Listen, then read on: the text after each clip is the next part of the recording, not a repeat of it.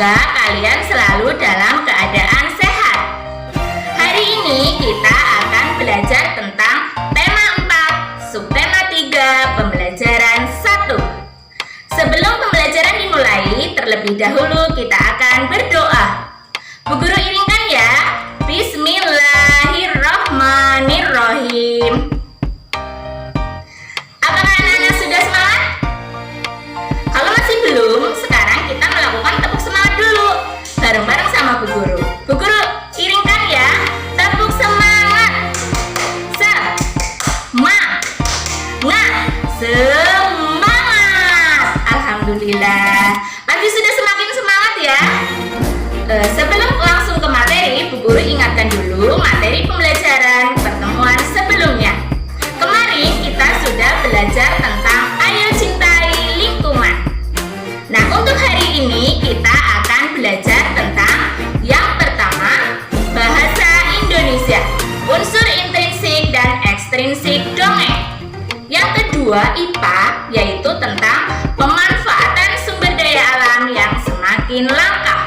Dan yang terakhir, yang ketiga, tentang pekerjaan orang tuaku. Nanti jenis-jenis pekerjaannya kita bahas di sini. Semangat ya anak-anak untuk pembelajaran hari ini.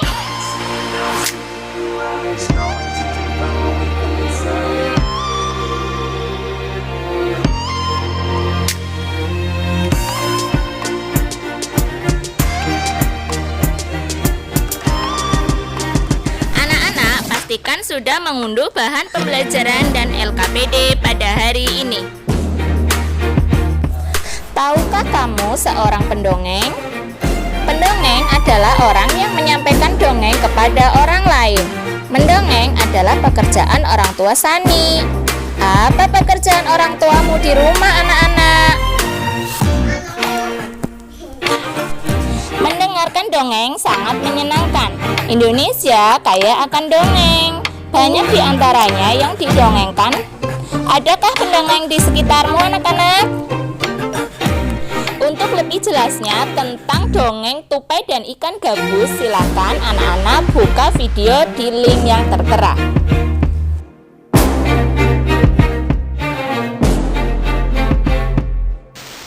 Dongeng adalah sebuah sastra lama yang menceritakan mengenai suatu peristiwa atau kejadian yang luar biasa, berupa fiksi atau tidak nyata atau khayalan.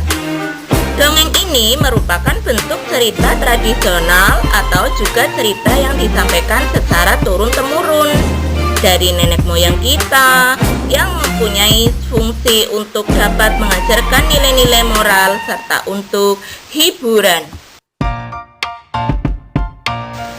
Unsur intrinsik adalah unsur yang membangun karya sastra dari dalam. Unsur intrinsik dongeng yang pertama, tema. Tema merupakan suatu gagasan pokok yang mendasari terbentuknya sebuah dongeng. Yang kedua ada latar. Latar atau setting merupakan ruang, waktu, suasana, serta juga alat pada peristiwa atau kejadian yang terjadi dalam sebuah karya sastra. Yang ketiga, alur. Alur atau plot ini merupakan jalan cerita dalam sebuah karya sastra. Yang keempat adalah tokoh. Tokoh merupakan pelaku dalam sebuah cerita. 5. Penokohan atau watak karakter tokoh. Penokohan merupakan watak sifat, sikap, kondisi fisik, serta juga karakter yang dimiliki oleh tokoh dalam sebuah cerita. Yang keenam, sudut pandang. Sudut pandang merupakan posisi pengarang dalam memandang suatu peristiwa dalam sebuah cerita. Dan yang terakhir adalah amanat. Amanat merupakan sebuah pesan yang ingin disampaikan seorang penulis atau juga pengarang cerita kepada pembaca.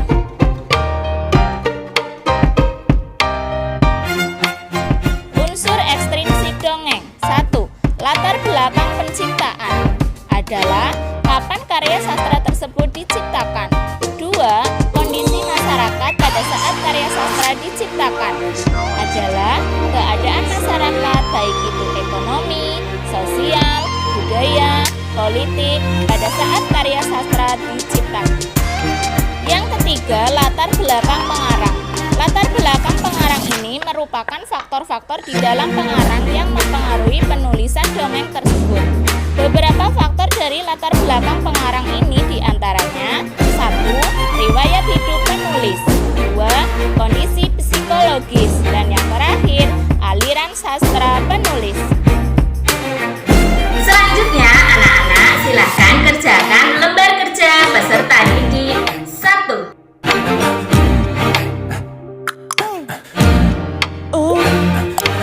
Bacalah teks berikut dalam hati.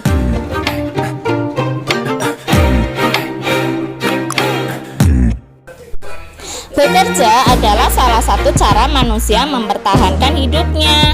Apakah anak-anak tahu arti pekerjaan?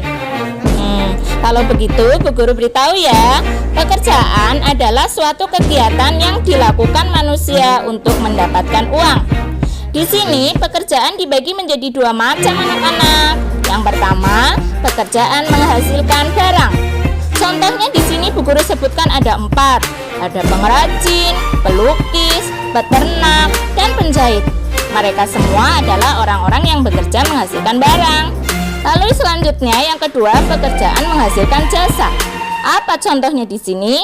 Di sini ada guru, polisi, tukang cukur, dan dokter. Mereka bekerja dengan memberikan pelayanan.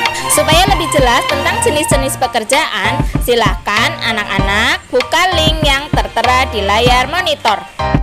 Agar semakin jelas, sekarang anak-anak silahkan kerjakan LKPD 2.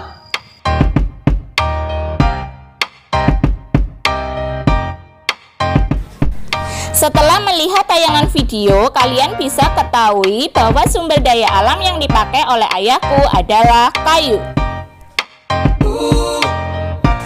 Untuk lebih jelas tentang pemanfaatan sumber daya alam, silakan anak-anak buka link yang tertera di layar monitor. Agar semakin jelas, silakan anak-anak kerjakan lembar kerja peserta didik 3.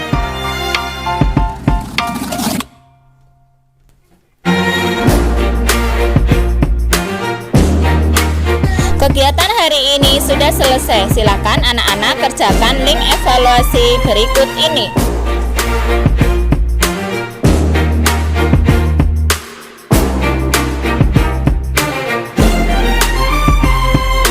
Alhamdulillah, pembelajaran hari ini telah selesai. Apakah anak-anak senang? Wah, pasti senang sekali ya belajar dengan Bu Sri. Semoga pembelajaran hari ini bermanfaat untuk anak-anak.